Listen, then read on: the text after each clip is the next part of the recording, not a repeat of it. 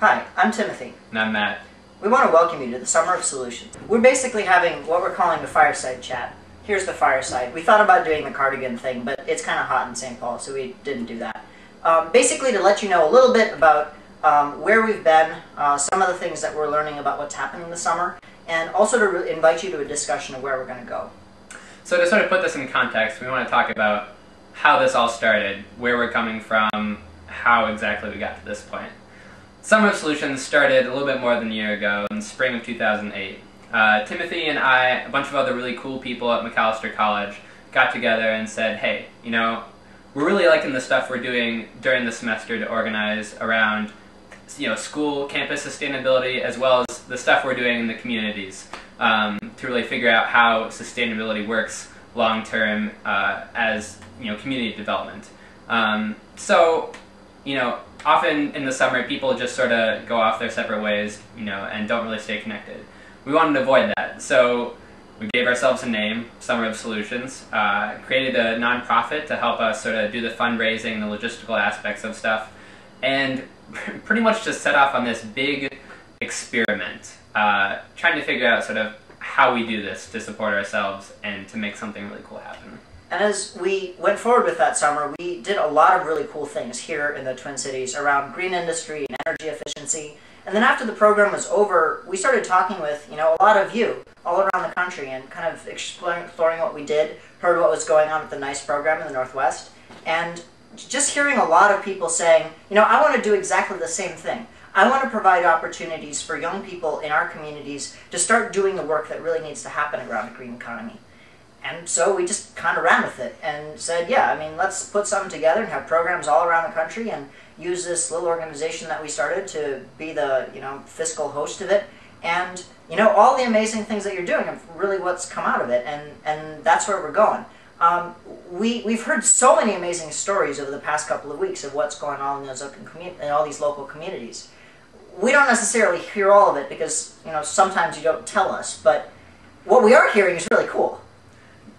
To give a few examples, the folks in St. Louis, whose program started a couple of weeks ago, have told us about a plan that they're creating with local community members to envision an alternative development process and plan for this community.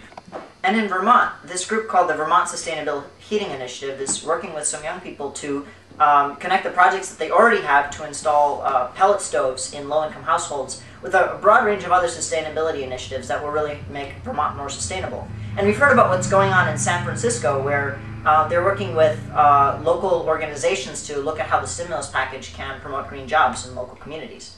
Here in the Twin Cities, we've continued some of the projects from last summer, working to set up a community cooperative energy business, energy efficiency business that has been you know, setting up different projects in different communities. And then there's those folks up in the Northwest with the Northwest Institute for Community Energy, and I don't even know all the amazing things that are going on there, but I'm hearing about energy efficiency projects and work with the University of Oregon and like all of this really exciting stuff that, you know, it just keeps building and building. And we know that you're all pretty busy. I mean, that's the idea that we're getting from everyone that we're talking to, is that you've got a lot of really cool things going on. So we kind of hate to do this, but there's a little bit more to do. Sorry. Right now we're trying to figure out, you know, we've come this far. We've gotten to this amazing point with, you know, the little resources that we had pulled together. And it's been an incredible journey, but we know that it's going to keep on going. We know that there's next steps and that we're really at the brink of a lot of really cool opportunities. And so right now we're trying to figure out sort of how we harness those opportunities and where we go from here. Over the past couple of weeks, I've been talking to a lot of you in conference calls and in a meeting we had in the Midwest, and I've been hearing so many really incredible dreams about where we could go with this program. And this is really what I want to say, just to get you thinking about this. This is your organization. This is an initiative that we're putting on together. We haven't really figured out how to build it into something formal or made it so that it's, you know, really participatory and everyone's involved, but that's where we're going. That's what we need to have happen. I've heard people talk about, you know, creating local hubs that are like permanent, you know, all around the year, where young people are working with communities and sort of building their careers while creating the new green businesses and community organizations that are going to be really putting together the green economies of the future. I've heard people talk about, what if we had, a summer of solutions that then went all across a state or all across a region to like lots of small towns and got small groups of people to really start working on these types of initiatives that we're doing, with lots of little satellite programs all at the same time. We've heard people talking about, well, what if we had a couple people who, were just kind of like on contract or something to go around to different schools and communities and, on an as-needed basis, work with them on mentorship and training so they had their own capacity to do a lot of this work. There's so many great ideas, and we really want to get at that and figure out how to put all of those together into an organizational structure that will really support and sustain the work that we all want to do, and figure out how to fund it and figure out how to build partnerships around it so that it can really be everything that we want. Because the world needs what we're trying to do right now.